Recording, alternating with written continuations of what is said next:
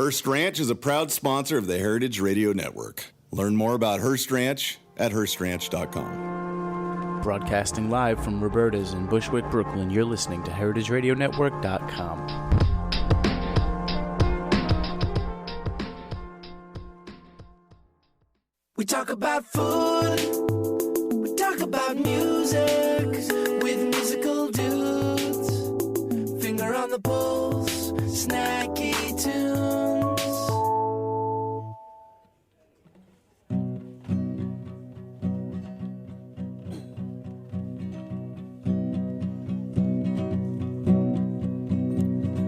New York, she used to hold me like a mother.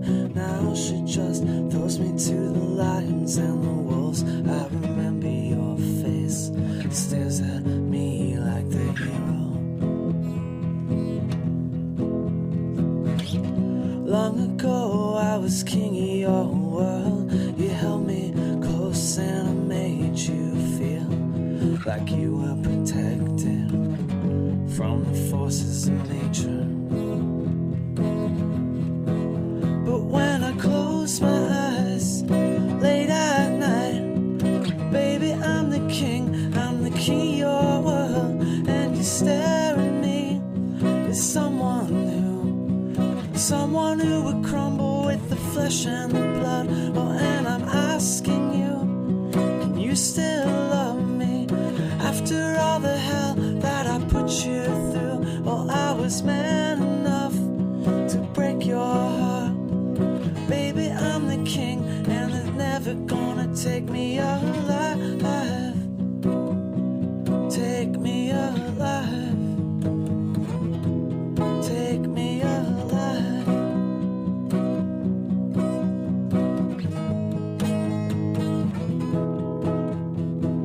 Damned in the country, damned in the city, damned will be the work of your hands.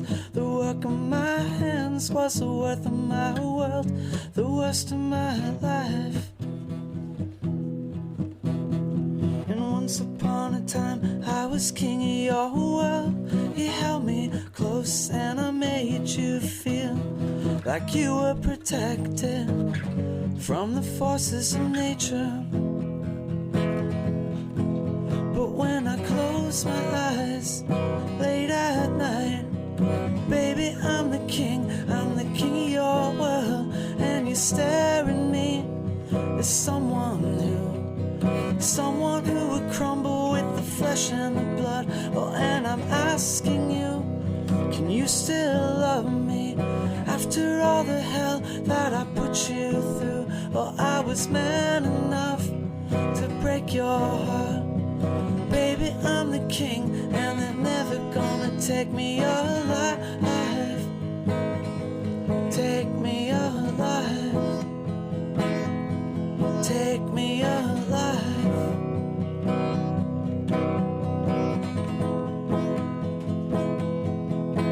But when I close my eyes late at night, baby, I'm the king of your world. And you stare at me as someone who would crumble with the flesh and the blood. Oh, and I'm asking you, can you still love me after all the hell that I put you through? Oh, I was man enough to break your heart. Baby, I'm the king, and they're never gonna take me alive. Take me alive. Take me alive.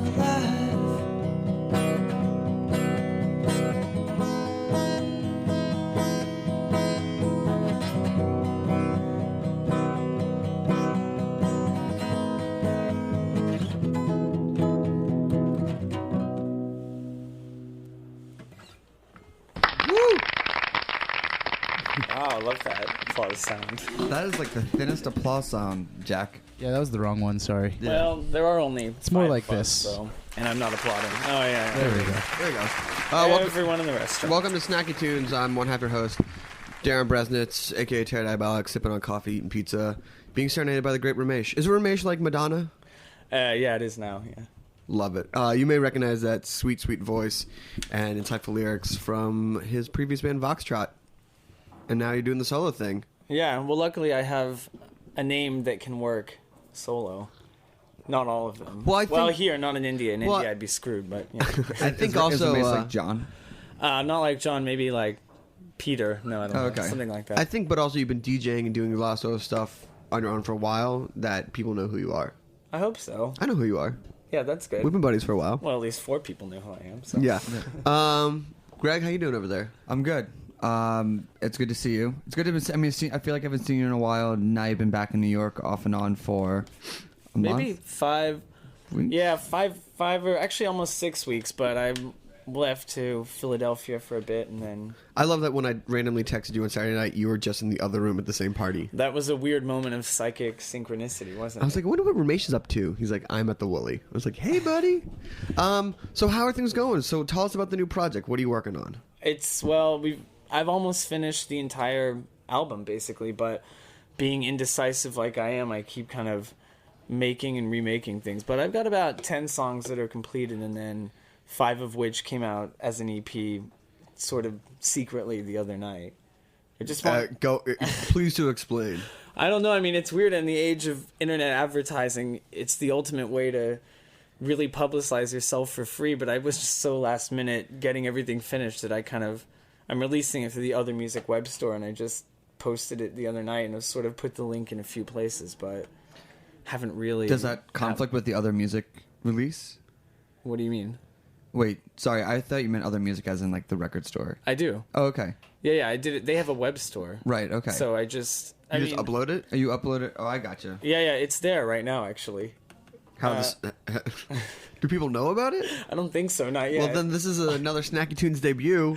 This is the release. I guess maybe even tonight is kind of a release show, but I wasn't thinking of it that way, but you're right, it is. Wow. I just didn't think, it's weird because you can do things so quickly that I had all these deadlines and then things were taking a lot longer, and then I finally had it on Saturday night, and I'm like, okay, here it is. Well, there you go. There you go. I didn't... So if you want to download it, you can. Where would you go to download it? Well, you could go to the official Ramesh Facebook page, has a couple of links to it.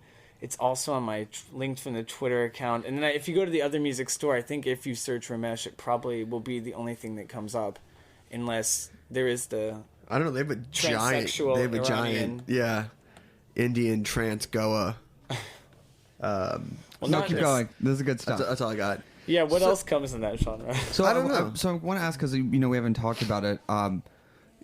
Voxtrot ended, and then I saw you again when you did a couple shows and a final tour. But what have you been up to like the last year? 2 years? It's only been a year. Well, I mean, Voxtrot ended on my birthday, so June 26th last year. And then I started recording... Happy birthday? Happy birthday, I know. Well, it was kind of... Yeah, emotional, but sort of, let's say, bittersweet.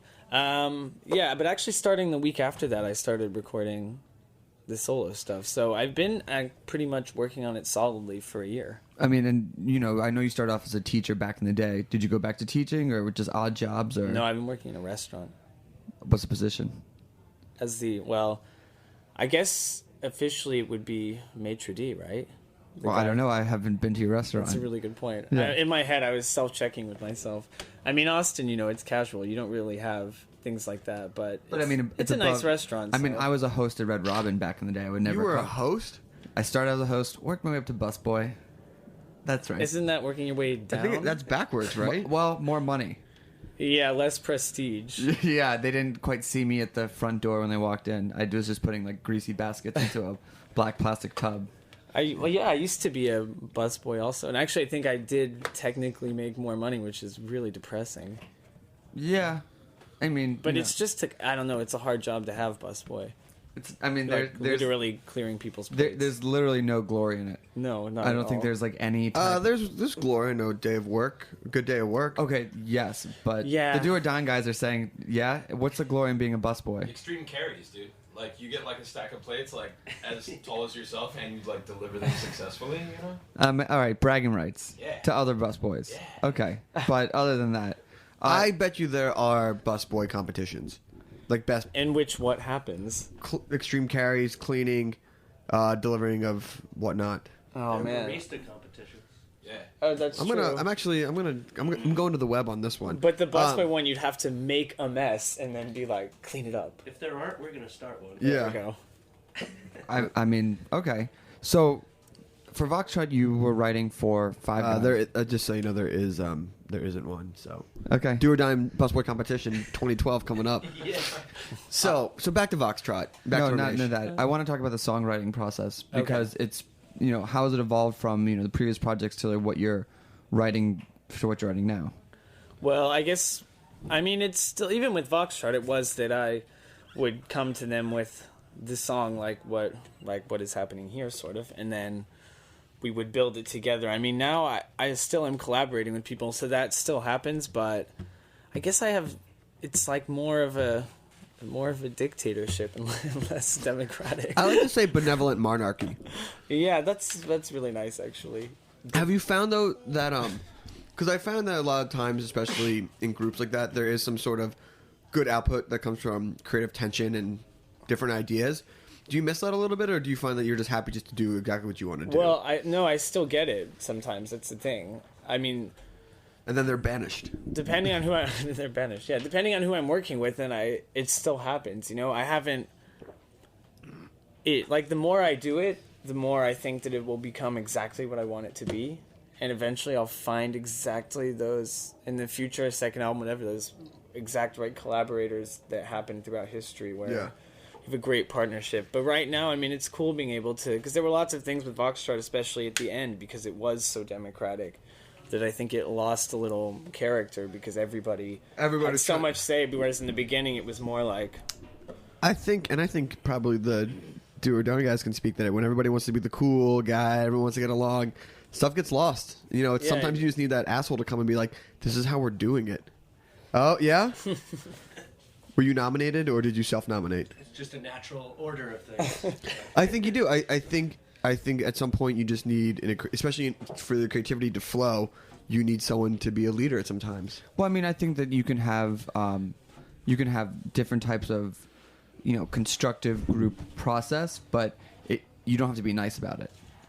It's like, that, I don't know how to say it. It's like, yeah, we'll try that, and you're like, wow, we just wasted 20 hours on an idea that didn't really work, as opposed to be like, that's like, I hear your idea, it's not going to work. Working. It's not working. Like this is, it's weird to say it, but it's business. Yeah.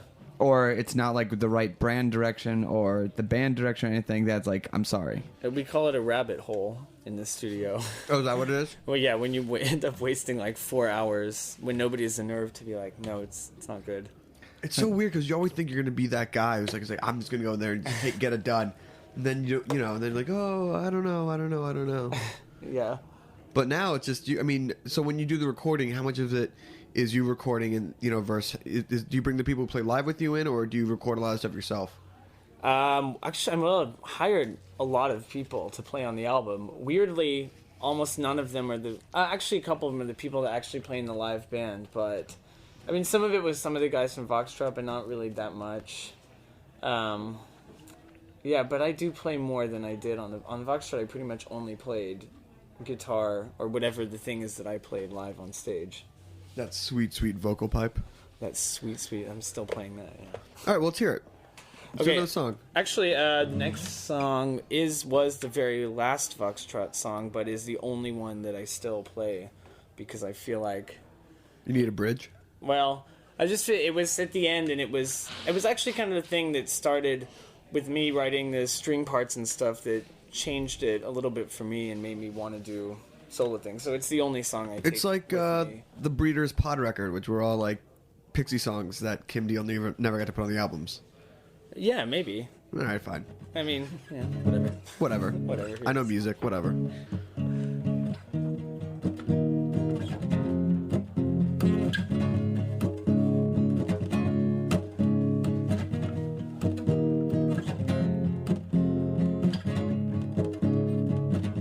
Do you spend your whole life trying to get back home? Or where do you go?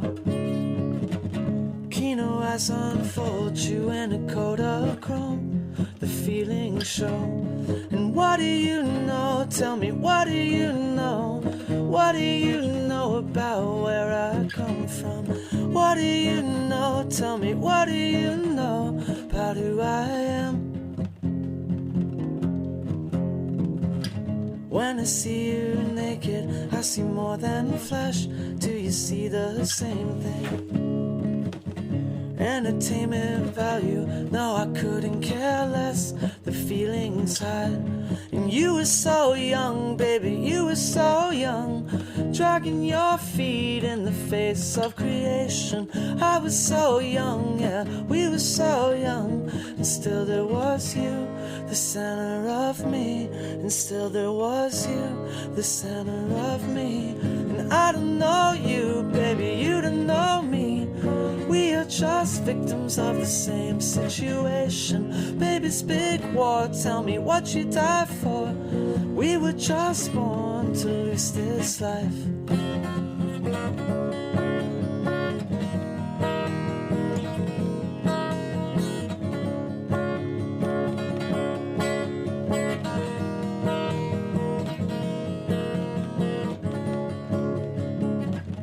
Could we please get married? Do this just for us, the way we would do. It doesn't make much sense, but maybe nothing does. It never will. And these gears keep turning, these lives keep burning, and love keeps changing around you. Stuck in one place and painting your face the color of milk, the color of sky, the colors of you, the colors don't lie. And I don't know you, baby, you don't know me. We are just victims of the same situation. Baby's big war, tell me what you die for. Urges grow cold, but the feeling stays.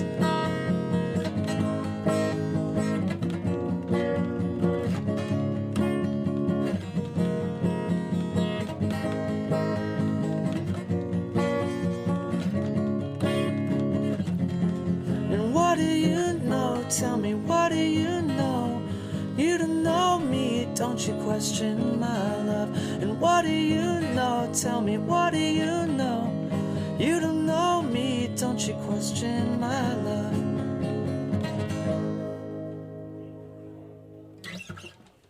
Awesome. Nice. So when you No play big that, applause? No, I'm just kidding. when you, wow. Oh man, the one hand. Even worse. When you play that, do you think like this is a Voxtrot song? Or you think this is a Ramesh song? I don't know. I guess probably a. I don't know. To me, they're indistinguishable, Right. sort of. I mean, are the themes generally the same? Are you singing about the same thing, or is it just changed because you've gotten older and Yeah, perception? I mean, yeah, that's what I think. I think like that song to me is more like in keeping with what I'm doing now and want to do. But I guess it is a Voxtrot song. But what is it? And the what- problem is that, I mean, it's like at the end. I mean, we'd already lost one member, not like death, but I mean, Jared quit. So I don't know. It was a lot of me in the studio, kind of trying out the things that I wanted to try. But sorry, what were you asking? No, I'm just saying like where the how the evolution has gone from like. Do you still see it as a Voxtrot song, as a Ramesh song, or is like you would have probably written a song like that with the themes just because it's you and you're doing this main songwriting about the main songwriting? I think C. Okay. I think C is the correct answer. I don't know. I mean, right now there's so little time in between the two things that connection is still going to be there. That's true. So we've had other bands in here that have like gone through second reincarnations or gone to the next project. Is there anything that you see about, thinking that you would do differently this time or approach things differently this way around? Man, so many things. I mean, I guess I would not take things for granted.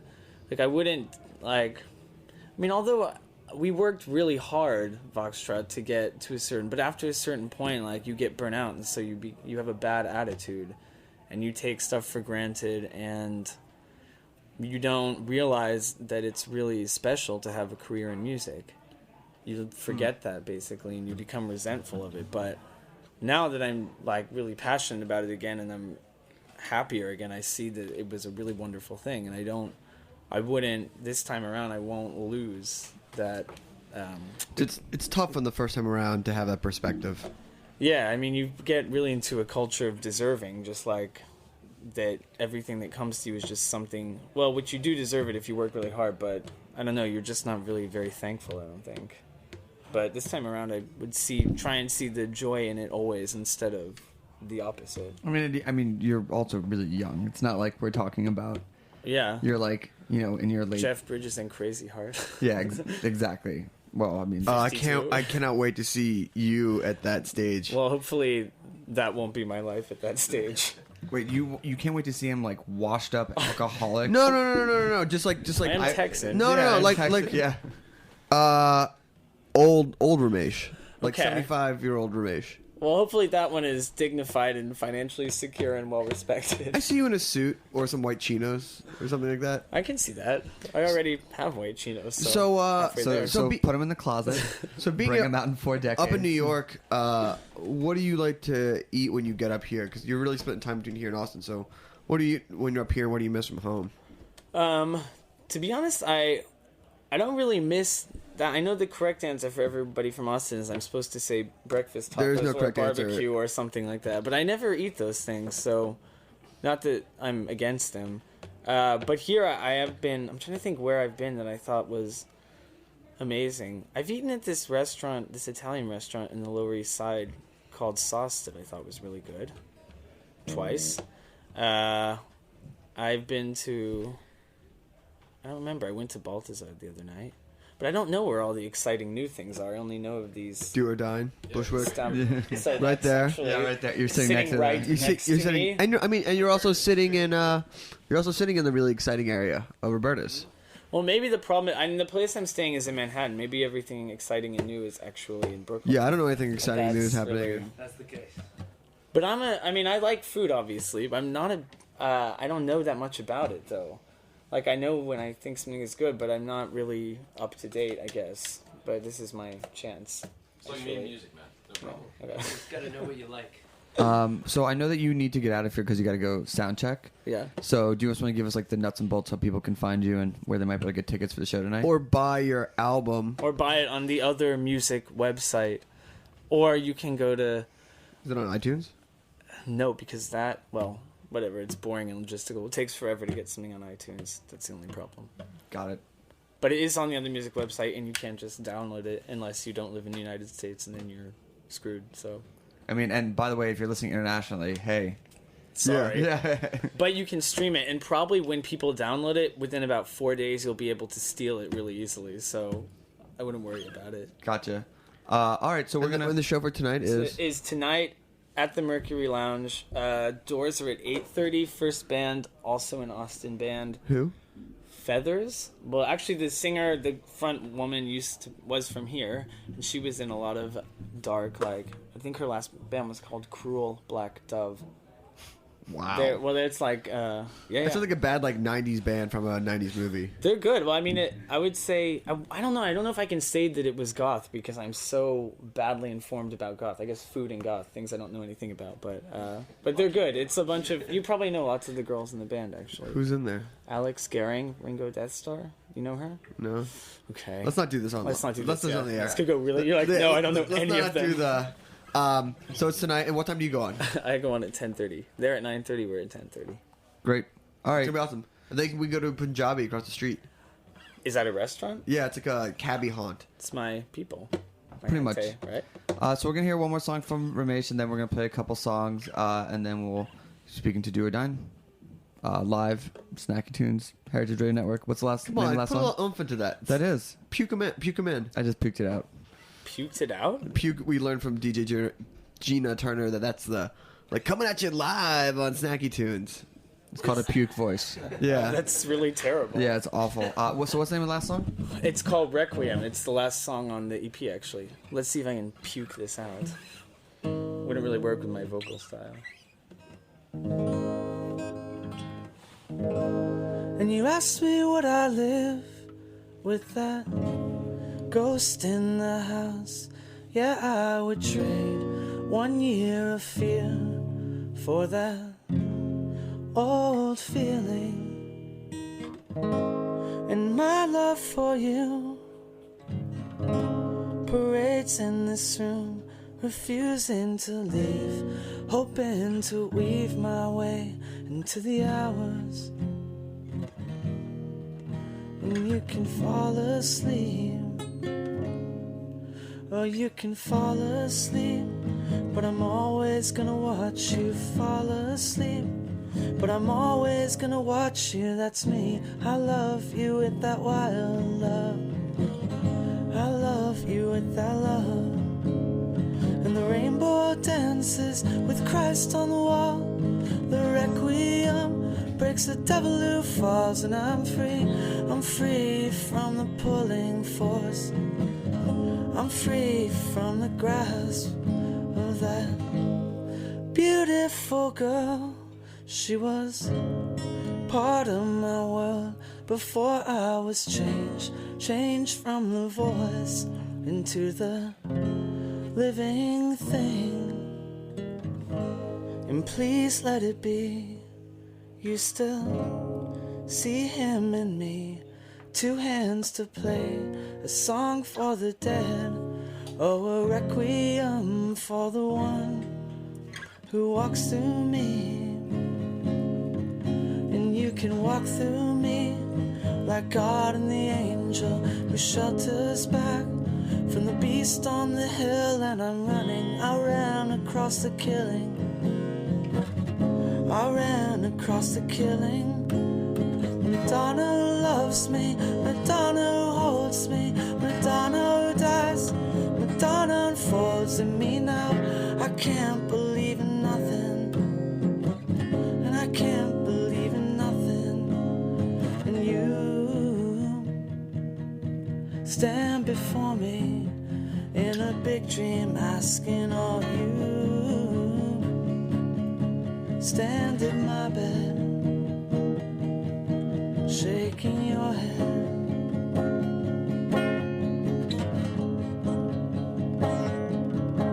And sing a requiem for the hands God gave you. Walk away, but I'm always gonna love you, that's me. I love you with that wild love, yeah. I love you with that love. A requiem for the boy who needs a requiem for the child who feeds from the breast. I can't believe in nothing, and I can't believe in nothing.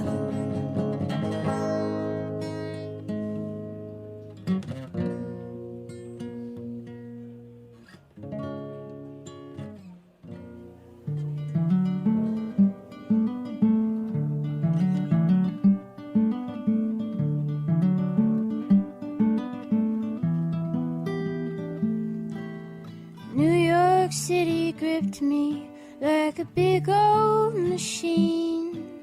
I went into one side, landed in a dream. It stirred me up and made me shout, and sometimes I forgot about the way the wind blows in and out of the cottonwood trees. And oh, it's easy to lose your mind. I might have lost mine if I hadn't found you. The avenues, the boulevards, businesses and schoolyards, shopping malls and motor cars, all in one scene.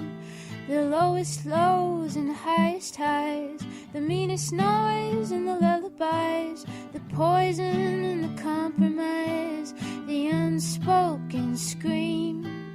And oh, it's so hard to find your place. I never found mine if I hadn't seen your face. And you can be my boss to Keaton, I'll be Blossom, dearie, we can see the world so clearly. You'll color the gray away, I will sing you songs all day.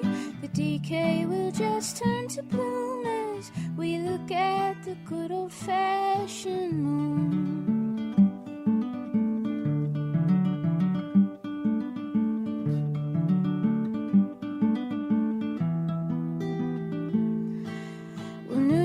York City split me like a log in a mill.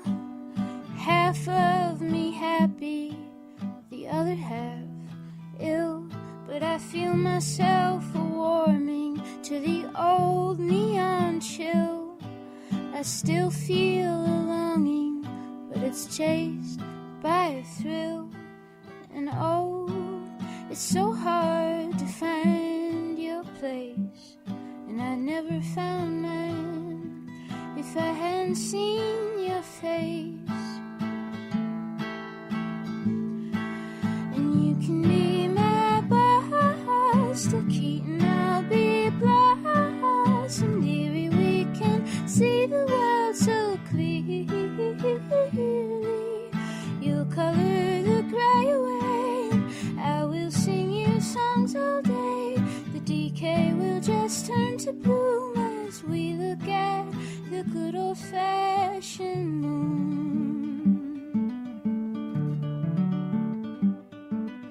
Hearst Ranch is a proud sponsor of the Heritage Radio Network. The Hearst family has been raising cattle on the rich, sustainable native grasslands of California's Central Coast for over 150 years. Piedra Blanca Rancho in San Simeon is the original Hearst Ranch, founded by George Hearst in 1865. George's son was the famous publisher William Randolph Hearst. In addition to being known for building the iconic Hearst Castle, William was, like his father before him, an avid rancher.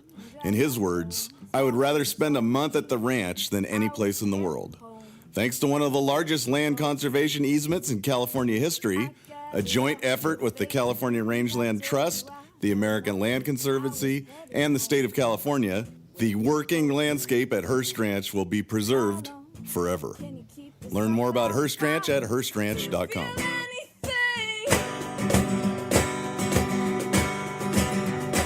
I know you had to go, I know you had to. I know you think it's bad for you, I think it's bad for me.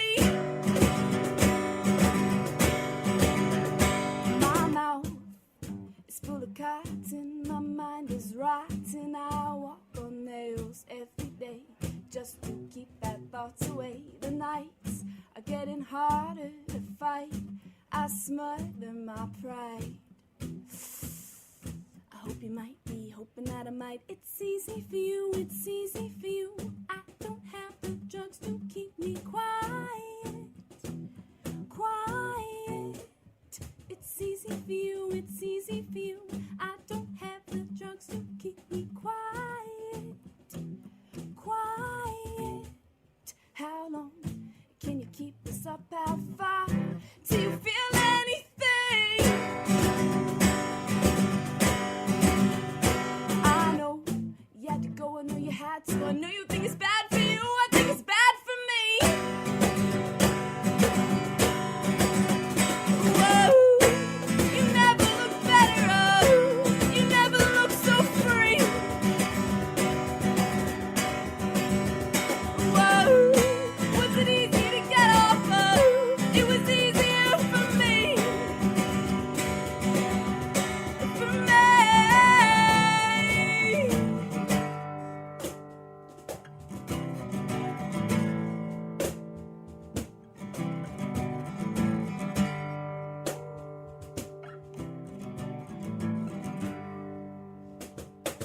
Why did you go like that? Why did you love me and never look back? Why did you go like that?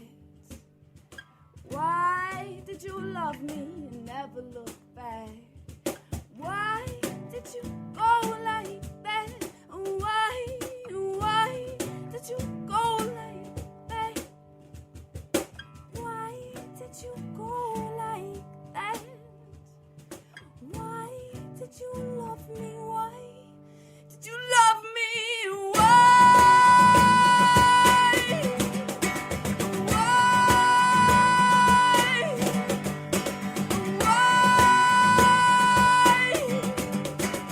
Why?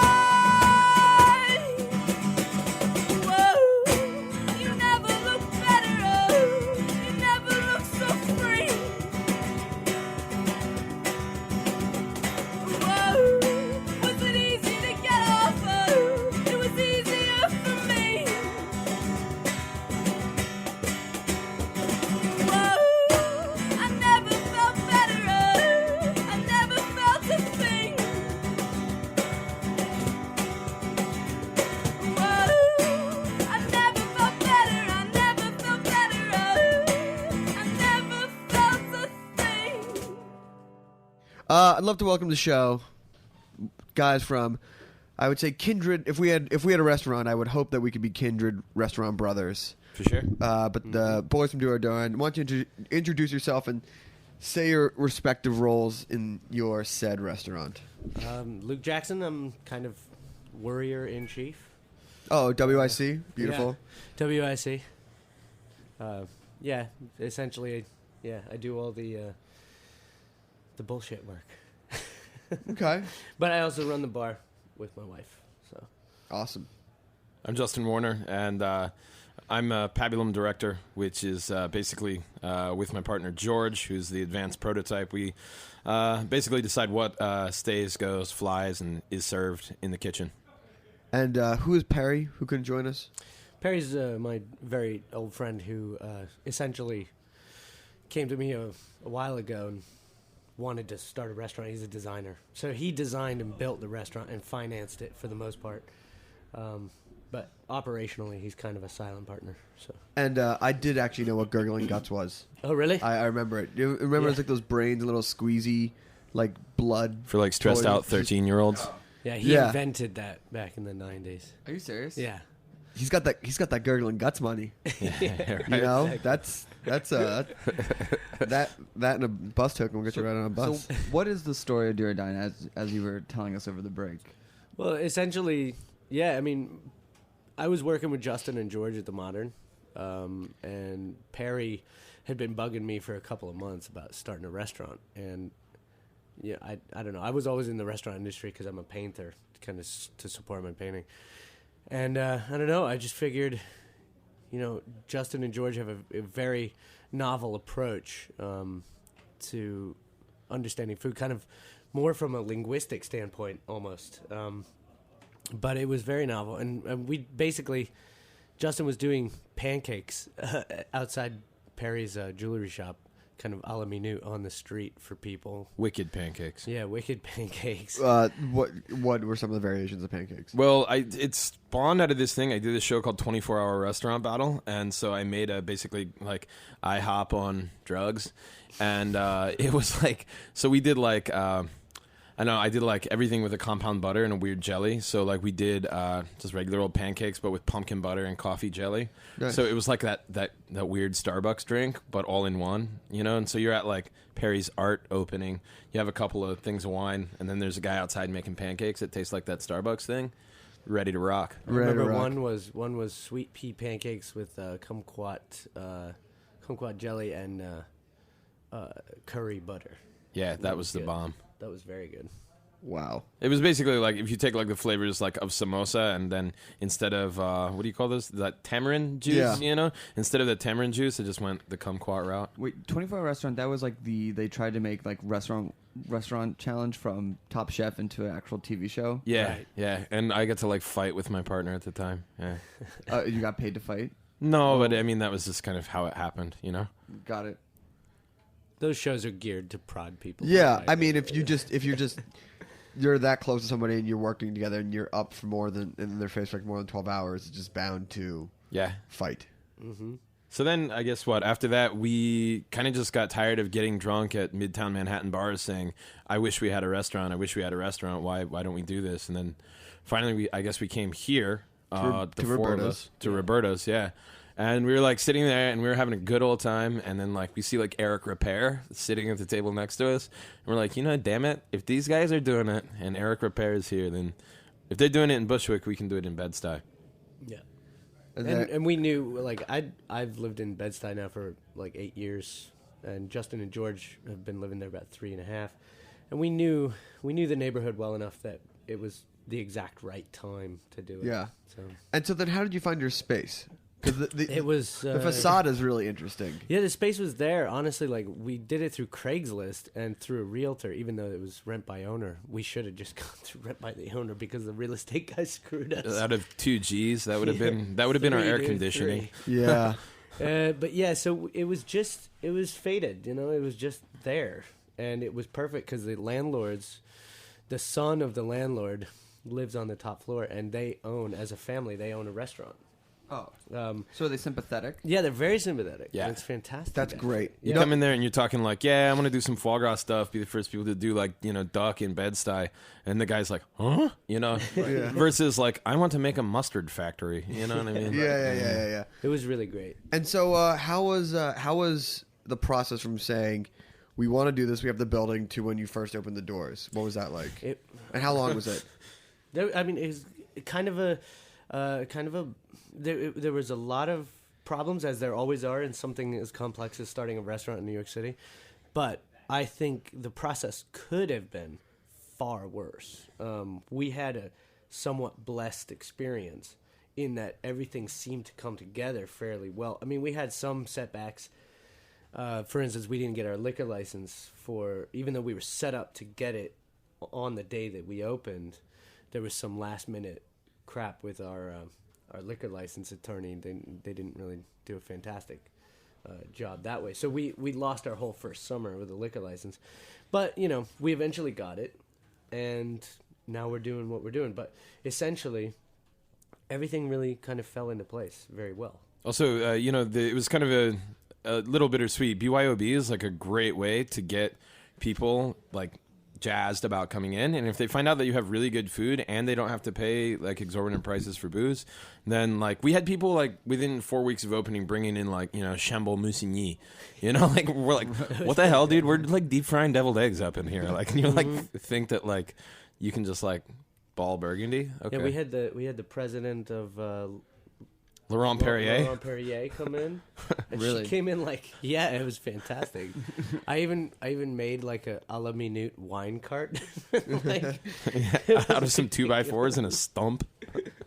So let's talk about the food a little bit, because the food is sort of what got you noticed on a like national and respected level, because it's out there in a way that some people might call bullshit on, but it's really good.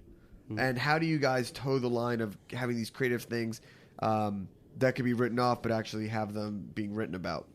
Well, how do you do it? I don't know. I think that's kind of our forte, and I don't necessarily know. I can tell you this: George and I aren't the most gifted cooks in the world at all. We still have a lot that we have to learn, but I think what we're good at doing is kind of figuring out, I don't know if you know that cowbell thing. It's like, sometimes I put my pants on and I make gold records. Yeah. It's like George and I put our pants on, like, not together. And sometimes we just come up with a gold dish, The foie gras donut thing, like, I found out after the fact that people had done it, but they just hadn't done it right. And they hadn't done it to a point where, it went viral. And like, I mean, I can understand that idea of like, food and music. People have done that, and we actually were able to sell a TV show based off it, but like a lot of ideas have been done. It's more in the execution, and also if it hits. Right. I mean, a great man, Brandon Hoy said, ideas are the easy part. Yeah, exactly. He said that just this morning, and I couldn't help but agree. Yeah. But yeah, it's just how you go about it, So like, for example, I would say that was the biggest thing that got us attention. When we invented the deep fried deviled egg, it's because we had some deviled eggs sitting there, and we threw them in the tempura batter. Why that's never been done before, I don't know. But now marketing deviled eggs as E666S, that's just something that makes deviled eggs not sound like deviled eggs anymore. Yeah. And when people get hit with the joke, that's how it is on the menu. Oh, okay. E66S. Because 666 is the number of the devil. It looks like a typo. I'm trying to think of it in my head. It looks like eggs with an extra G in it. But that was a concept George and I had a long time ago, where we had like a deviled eggs restaurant. Think Dunkin' Donuts, Right. Yeah. But all eggs. Basically, how many eggs do you move a week? Oh shit! I don't even want to talk about it, dude. Because I'm like the head egg cracker. I think basically it's safe to say that most of the menu items are based on potential restaurant ideas. That's actually, let's do a fries restaurant. But actually, that's really good. We've talked about that before. It's like Roberta's was built on the pizza, the Frankie's was built on the meatball, and if you take this one product and build a restaurant around it, so if you take a bunch of restaurant-worthy ideas and put them on a menu, exactly, it should be pretty good. That's essentially it. But like, this is what I'm talking about in terms of that linguistic kind of approach. Yeah. It's like we can't help ourselves with the puns. It's like, no, but some I mean, people think it's cheesy, but we just I've built a career on puns. I mean, I really love it, and the thing that I like about puns is that when they really work, and I guess there's like, it's just like anything, there's a lot of really bad puns or bad ideas out there, but when you can find that sweet balance of it, goes, oh, that's really clever, but oh wait, that's also really good. It makes it really enjoyable. And from a marketing and branding point of view, like that's how you get the word out. I think you make us like I think you had a pickleback, a spherified pickleback. Yeah, that's like this is precisely it. Like the foie gras donut, the spherical back. Well, can you explain to people what it? Okay, about like the rise of picklebacks and what you've done. Well, from what I've learned about picklebacks is that they're actually much older than the fad would suggest they are. Oh, I'm sorry, they weren't created a year ago in Brooklyn? No, I think they were created at the Bushwick Country Club in 2006. Yeah, I think McClure's came in there and like, what are we going to do with all this extra juice? The thing is, though, is that it's actually much, much older than that. It's a cowboy drink. Oh. And it's from their having to drink really, like, shit whiskey. And it was kind of a proactive medicinal approach, like preventing a hangover, and also just like let's get the taste out of this as whiskey quickly out of my as mouth. possible. Right. So, anyways, they've resurfaced as a massive fad here now, and we just figure it's a fad that kind of needs to be taken down a notch. So we decided to take it down a notch by elevating it a notch or two, by combining it with molecular cuisine techniques, reverse jellification. It's awesome. Well, because we were there with Matt and Kim, and I don't think, and I've had that type of presentation before, right? And if you don't know about how it's totally liquid on the inside, right? Not like gummy liquid, like it's straight up just liquid, right? It's like no, put it in your like. Do not do like a half a bite thing. You're just gonna get it all down the front of yourself, right? But to watch people do that, and it was fun to do a shot of whiskey and then pop a sphere of pickle juice in the mouth and. For me, the best way I can... arch those eyebrows. It's good. Yeah. It's surprisingly good. I'm wondering why you didn't bring any. Ah, shit. They travel because they travel. They do travel. Travel well. I could put it in a. So, I mean, again, container. Dude, that just means we have to go out there. Okay, that's fine. I'm not. I don't think I head that way. Sorry, I mainly react. No, first off, it's his day off. Yeah, it was just an opportunity for him to say, "Well, now you got to come out here." Yeah, that's true. I mean, they're young restaurateurs. They'll learn the tricks of the interview. So can we talk about which is probably one of like the biggest pivotal moments is when the New York Times wrote about you guys, which for me made me. First off, were the parents proud? My mom, she was screaming, and not just like proud love, but she's like, "Oh my god!" Like, I'm from the sticks. Like, Luke actually comes from a long storied line of people doing things, but like I'm from the sticks of like Maryland, and so like generally, like had I gone into the military and had a kid, she would have been like, "Yippee!" You know? Hey, you did it. Yeah, right. So like when it's like, these guys in the New York Times, she was just like. Freaking flabbergasted, We've always said that the way to really just confirm with your parents that you've made that decision is to get your name in the Times in a good way, or the New Yorker in a good way. Yeah, exactly. We had both. So how did that happen, and were you guys surprised? The PR stuff is really old Justin here. It's kind of we owe it to Twitter, Facebook, and Justin's obsession with online social media. Well, It's kind of amazing. It's not so much an obsession as just like I found out that it was pretty cool. Like I have these like little Twitter techniques. We don't have a ton of followers, but I just found that you can kind of infect people's lives with your mind. It's like creeping in, when they show up on your Twitter feed. So I don't know, but like one day I was just like I twittered to what was it, Pete Wells, right? Mm-hmm. Before he was the NYT critic, I just like tweeted at him like, "Yo, we open." Literally, that's it. And he's like, "What?" I was like, "Yeah, we're open." He's like, "If you thought that was the way to go about like announcing to the Times that you're open, like what would these $1,000 like that are paid into PR firms do?" And I'm like, "Well, there's a restaurant in Brooklyn that's hiring." and so he's like, "All right, FloFab will be calling you in a couple." And then so that was how we announced our opening. Wow. Yeah, that was on our second day. Yeah, that was on our second day, and well, you guys were just the first people to. I'm sure people have tried that before, but you guys did it right. Yeah, well, I mean, when you have like scrappy kids, I just envision that we were scrappy kids. I'm really quite svelte, but he's like scrappy. We're kids. sitting across two 6'4" just bronze gods here. They got 6-packs on 6-packs. Guns. That's how we roll in Bed-Stuy. Tell my wife. Yeah. When they envision these scrappy kids, in Bed-Stuy, like, what? They're making a restaurant. It's called Do or Dine. There's something where you're like, huh? Yeah. No, I mean, I saw that and I immediately went, I can't believe someone named the restaurant like a pun. Yeah. Well, I mean, there are a lot of puns, but it's usually, like walk and roll. Yeah. Or something like that. Right. Some like really terrible thing. Well, and the name of the restaurants, that's definitely all Justin. Because I remember when I was talking to Perry about doing the restaurant, I was like, well, Justin, my friend, he has an idea to do a restaurant called Do or Dine in Bed-Stuy. I think it's perfect. No, I think it's perfect, especially for the area, especially because when people hear Bed-Stuy, they have a certain image of what Bed-Stuy is, but it's not really that. So let's talk about the disco ball and the soundtrack, because those two aesthetic elements definitely add to the overall experience. Well, I guess I'll talk about the soundtrack. I mean, if you want to talk about, the thing is I'm not the hip hop aficionado by any means. Justin schools me on a daily basis on really crappy hip hop. But the thing is that it's part of being aware of our neighborhood and not imposing a different kind of aesthetic on the neighborhood. We're actually quite sensitive to it because we love that neighborhood. Yeah, we don't want to change it. No one walks down the street bumping Peter, Bjorn, and John. Yeah.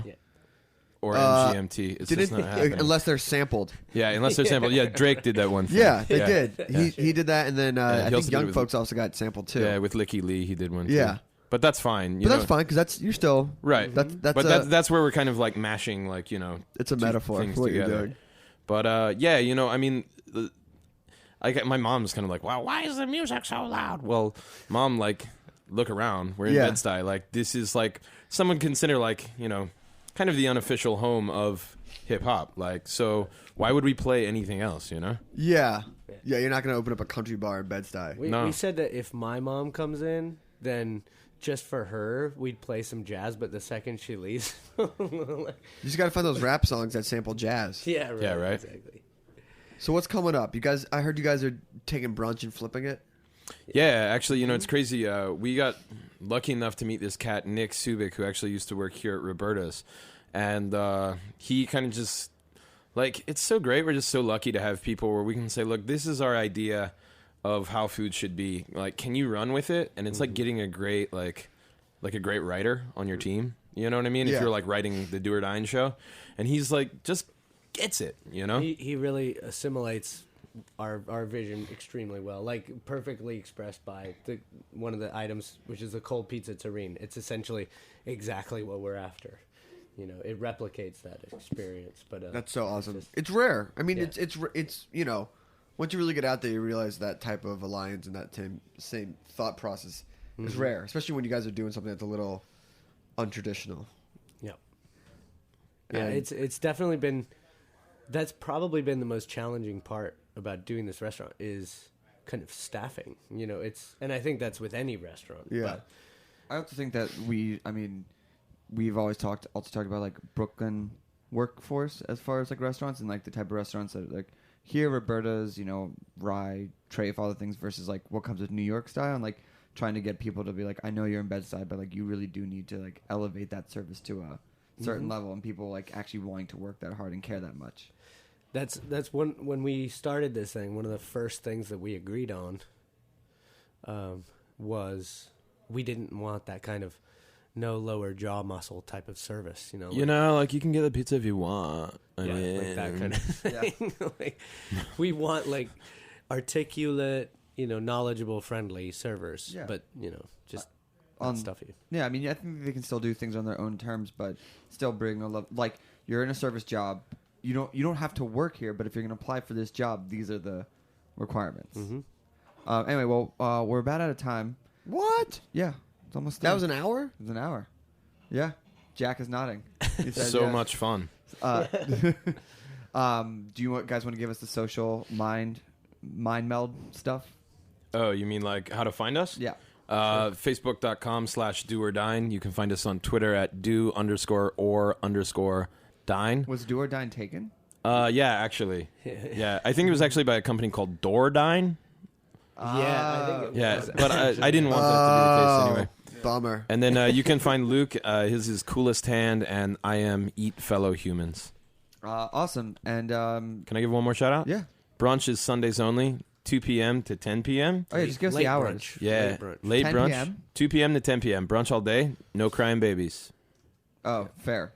Yeah. Very fair. We did our brunch late for fellow travelers. And any shout outs to significant others? My girlfriend Brooke's pretty rad. My wife's hot. Okay, there it is. Wow. There it is. So next week we Did have, Valentine's Day already happen? Because I just got pretty romantic up in here. next week we have Amr from Stereo Gum, who's going to be giving us a South by Southwest preview.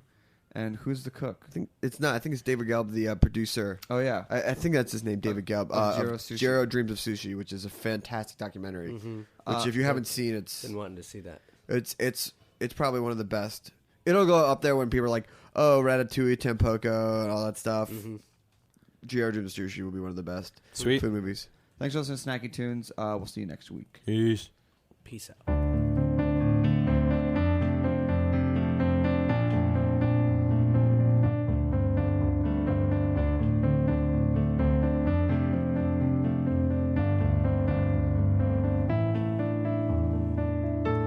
The further I run with you, wherever it takes me to, know that I won't look back.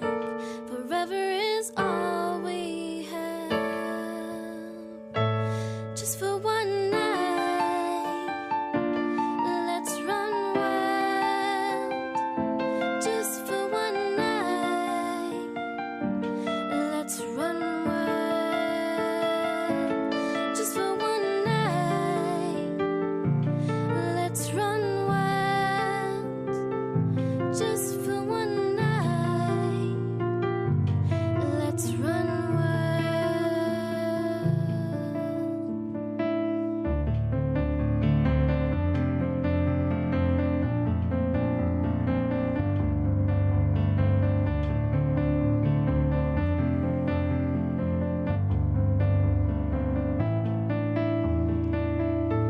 There's something inside of us. Will we ever be strong enough? Don't let the hunger die. Together we'll be the light. A fight to the end for you. There's nothing that I won't do.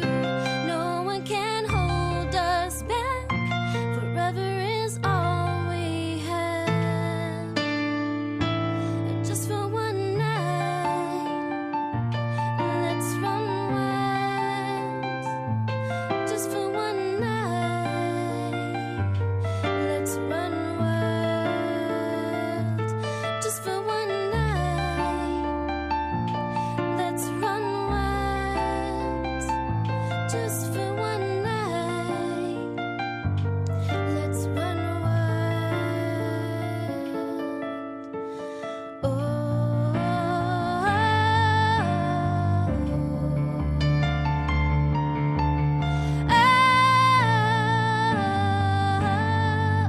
Just for one night, let's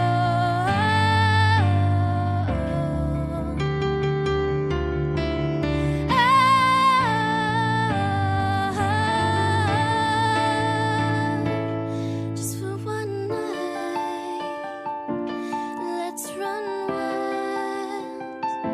Just for one night, let's run wild. Just for one night, let's run wild. Just for one night, let's run wild. Just for one night. This show is powered by Simplecast. Thanks for listening to Heritage Radio Network, food radio supported by you. Keep in touch at heritageradionetwork.org/subscribe.